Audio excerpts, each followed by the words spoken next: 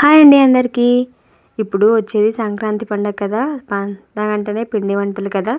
నేను సింపుల్గా అయిపోయే స్వీట్ రెసిపీ చూపించబోతున్నాను. అది కూడా బెల్లంతో, గోధుమ పిండితో, మైదా పిండి లేకుండా ఈజీగా ఎలా చేసుకోవాలో చూపిస్తాను. ఇవి బెల్లం కొమ్ములు అంటారండి. చూస్తున్నారా ఎంత గుల్లగా ఉన్నాయో. అది ఎలా చేసుకోవాలో ఇప్పుడు చూపిస్తున్నాను, చూసేయండి. ముందుగా ఒక బౌల్ తీసుకొని దాంట్లోకి 1 కప్పు గోధుమ పిండి వేసుకోవాలి. మంచి ఫ్లేవర్ కోసం, మంచి టేస్టీగా ఉండడానికి కొంచెం యాలకుల పొడి వేసుకోవాలి. కొంచెం చిటికెడు ఉప్పు వేసుకోవాలి. ఇవన్నీ వేసినాక ఒకసారి కలిపేసుకోవాలి. తర్వాత వేడివేడిగా నెయ్యి వేసుకోవాలి. కరిగించుకున్న నెయ్యి ఒక 2 టేబుల్ స్పూన్లు వేసుకోవాలి. మీకు నెయ్యి వద్దంటే ఆయిల్ అయినా వేసేసుకోవచ్చు. కానీ మనం స్వీట్ చేస్తున్నాం కాబట్టి ఆయిల్ బదులు నెయ్యి వేసుకుంటేనే చాలా టేస్టీగా ఉంటుంది. ఇలా వేడివేడిగా కరిగించుకున్న నెయ్యి వేసుకున్న తర్వాత ఒకసారి కలిపేసుకోవాలి. ఇలా ముద్దలాగా రావాలి. ఇలా వస్తేనే పర్ఫెక్ట్గా వచ్చినట్టు, లేదంటే సరిగా రావు. మీకు కొంచెం సరిపోకపోతే ఇంకొంచెమైనా వేసుకోవచ్చు. ఇదంతా కలుపుకున్న తర్వాత కొంచెం వాటర్ వేసుకుంటూ పిండి ముద్దలాగా కలిపేసుకోవాలి. చపాతీ ముద్ద చేస్తాం కదా, అలా కలిపేసుకోవాలి. చూస్తున్నారా, ఇలా గట్టిగా ప్రెస్ చేస్తూ కలుపుకోవాలి. మనకి అప్పుడైతేనే లేయర్స్ అనేది కరెక్ట్గా వస్తాయి, గుల్లగుల్లగా వస్తాయి. మంచిగా మనం ఎంతసేపు కలుపుకుంటే అంత బాగా వస్తాయి. ఇలా కలిపి పెట్టుకున్న వాటిని ఒక 10 నిమిషాలు నానబెట్టేసుకోవాలి. 10 నిమిషాల తర్వాత మళ్ళీ ఒకసారి బాగా ప్రెస్ చేస్తూ కలుపుకోవాలి. అప్పుడైతేనే మనకి లేయర్స్ అనేది కరెక్ట్గా వస్తాయి.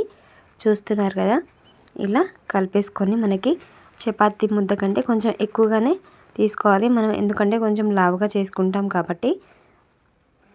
ఇలా తీసుకోవాలి. ముద్దలన్నీ చేసుకొని పక్కకు పెట్టేసుకోవాలి. వీటిని ఇప్పుడు కొంచెం పొడి పిండి వేసుకుంటూ మనం చపాతీలాగా చేసుకోవాలి. చపాతీ అంత సన్నగా కాకుండా కొంచెం మందంగా చేసుకోవాలి.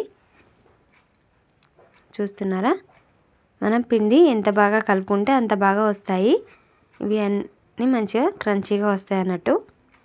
చూస్తున్నారా, ఇలా ఈ థిక్నెస్ ఉంటే సరిపోతుంది. ఇప్పుడు వీటిని మంచిగా అటు ఇటు సైడ్లోకి కట్ చేసుకొని మనకి ఎంత సైజులో కావాలంటే అంత సైజులో కట్ చేసుకోవడమే.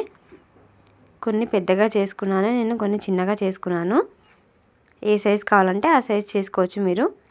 చూస్తున్నారా, ఇలా డబ్బా షేప్ లాగా కట్ చేసుకొని దాన్ని ఈవెన్గా ఫింగర్స్ లాగా కట్ చేసుకోవడమే.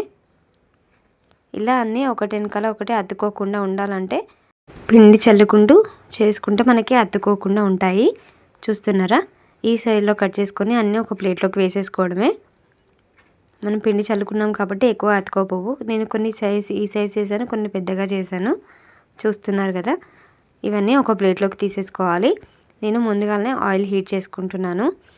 అది చిన్న మంట మీద పెట్టి హీట్ చేసుకోవాలి. ఎక్కువగా కాగితే తొందరగా మాడిపోతాయి, లోపల దాకా సరిగ్గా ఉడకవు. చూస్తున్నారా, చిన్న ముద్ద ఒకటి వేసుకున్నాను. ఇది మెల్లిగా పైకి లేస్తేనే అప్పుడైతేనే పర్ఫెక్ట్గా వచ్చినట్టు. ఆయిల్ మాత్రం ఎక్కువ హీట్ కాకుండా చూసుకోవాలి. ఇవన్నీ ఇందులో వేసినాక మెల్లిగా అవంతటపై పైకి లేస్తేనే సరిగ్గా వస్తాయి. చూస్తున్నారా, ఇలా ఒకదానికి ఒకటి పైకి లేస్తున్నాయి కదా. ఇలా వస్తేనే మనకి పర్ఫెక్ట్గా కుక్ అయినట్టు. ఇలా అన్నీ పైకి వచ్చిన తర్వాత అన్నిటినీ కలుపుతూ ఫ్రై చేసుకోవాలి. మంచి గోల్డెన్ కలర్ వచ్చేంతవరకు ఫ్రై చేసుకోవాలి. మనం హై ఫ్లేమ్లో పెట్టేస్తే మాడిపోతాయి, బయటికి తీసిన తర్వాత మెత్తగా అయిపోతాయి.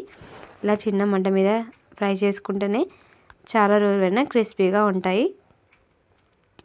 చూస్తున్నారా, కలర్ చేంజ్ అయిపోయింది కదా. వీటిని బయటికి తీసేసుకోవడమే. ఇలా జాలిగరిటెతో బయటికి తీసేసుకొని ప్లేట్లోకి వేసుకోవాలి. వీటిని మైదా పిండితో కూడా చేస్తారు స్వీట్ షాప్ స్టైల్లో చేయాలంటే, కానీ నేను హెల్తీగా చేస్తున్నాను కాబట్టి గోధుమ పిండితో చేస్తున్నాను. మీకు కావాలంటే మైదా పిండితో అయినా చేసుకోవచ్చు. ఇప్పుడు అవి తీసేసుకున్నాను కదా, సెకండ్ బ్యాచ్ కూడా వేసుకోవాలి. ఇవి కూడా చేసేటప్పుడు అంతే, స్టవ్ చిన్న మంట పెట్టుకొని ఫ్రై చేసుకోవడమే. చూస్తున్నారు కదా, ఇందులో ఎన్ని సరిపోతే అన్ని వేసేసుకొని ఫ్రై చేసుకోవడమే. ఇవన్నీ ఫ్రై అయిన తర్వాత ఇలా ఉంటాయి. ఇప్పుడు వీటిని లోపల ఎలా కుక్ అయిందో ఒకసారి చూపిస్తున్నాను, చూసేయండి. ఎంత గుల్లగా వచ్చాయో చూసారా. మనం కలుపుకున్న పిండి ఎలా కలుపుతామో దాని ప్రకారమే అని ఇవి వస్తాయి. చూస్తున్నారా, ఎంత క్రంచీగా ఎంత గుల్లగా ఉన్నాయి కదా. ఇప్పుడు వీటి కోసం బెల్లం పాకం ప్రిపేర్ చేసుకోవాలి. నేను 1 కప్పు పిండి తీసుకున్నాను కదా, ముప్పావు కప్పు బెల్లం తురుము తీసుకున్నాను. కొంచెం వాటర్ వేసుకోవాలి. ఒక పావు కప్పు వాటర్ వేసుకుంటే సరిపోతుంది. ఇవి పాకం ఇలా తీగ పాకం వచ్చేంత వరకు కుక్ చేసుకోవాలి. మీకు బెల్లం ఎక్కువ స్వీట్ ఎక్కువ కావాలంటే ఒక కప్పు వేసుకోవచ్చు. నేను కొంచెం తక్కువే ఉండాలని ముప్పావు కప్పు మాత్రమే వేసుకున్నాను. చూస్తున్నారా, ఇలా తీగలాగా రావాలి. అప్పుడైతేనే మనకి పర్ఫెక్ట్గా వచ్చినట్టు. ఇలా అయిన తర్వాత మనం ముందుగా ఫ్రై చేసుకున్న కొమ్ములు ఉన్నాయి కదా, ఇవి ఇందులో వేసేసుకోవడమే. ఇవి వేసేసుకొని స్టవ్ ఆఫ్ చేసుకోవాలి. లేదంటే ఇంకా లూజ్ అయిపోతుంది, పాకం అనేది సరిగ్గా పట్టదు. ఇలా అన్నీ కలిపేసుకుంటూ ఉండాలి. కలిపేసుకున్నాక ఒక బౌల్లోకి తీసుకొని వేడివేడిగా ఉన్నప్పుడే ప్లేట్లోకి సర్వ్ చేసేసుకోవడమే.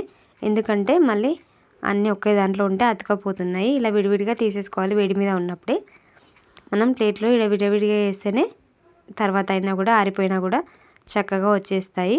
లేదంటే అలాగే ఉండిపోతాయి గట్టిగా. ఇలా వేడి మీద తీసేసుకొని సర్వ్ చేసుకోవడమే. చూస్తున్నారా ఎంత కలర్ఫుల్గా కనిపిస్తున్నాయో, తినడానికి కూడా అంతే టేస్టీగా ఉన్నాయి.